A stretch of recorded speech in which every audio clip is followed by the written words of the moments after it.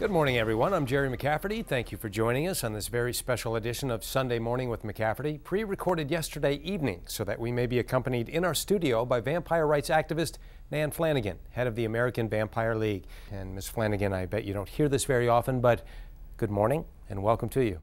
Thank you very much. I'm sure it's a beautiful day. Also joining us, U.S. Representative David Finch. He's a freshman congressman out of Louisiana's District 8. It's a pleasure to be here, Jerry.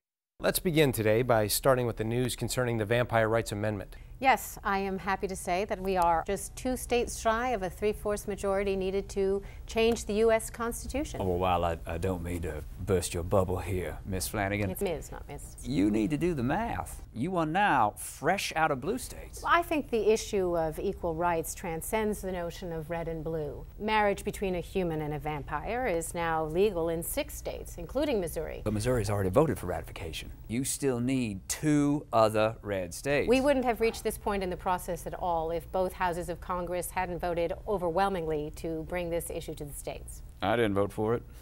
Yes, we are all well aware of your opposition to granting equal rights to all Americans. Not all Americans, just vampires. And homosexuals.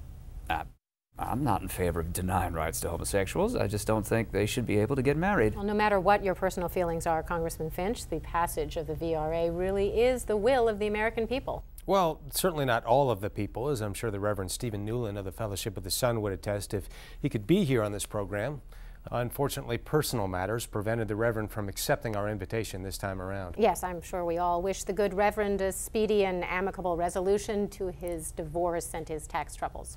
Well, if Reverend Newland were here, he might point out the millions of Americans who have been vehemently demonstrating at rallies and town hall meetings across the country, getting the truth out that the vampire agenda is an attempt to suck our country dry. It has been established that both the rally organizers and the media grossly overestimated the number of people who took part in those protests. You can't hypnotize away the facts, Miss Flanagan.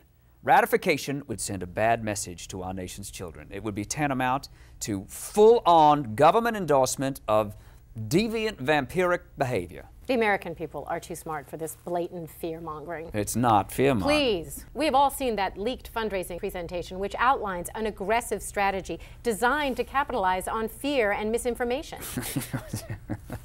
Oh, yes. It's all a vast right-wing conspiracy. What you're doing is preying on the ignorance of those who have not yet learned that we are not the monsters that the movies have made us out to be. And as for the idea that we need to save the country from trending towards vampirism, well, I'm sorry, but I don't even know what the heck that's supposed to mean.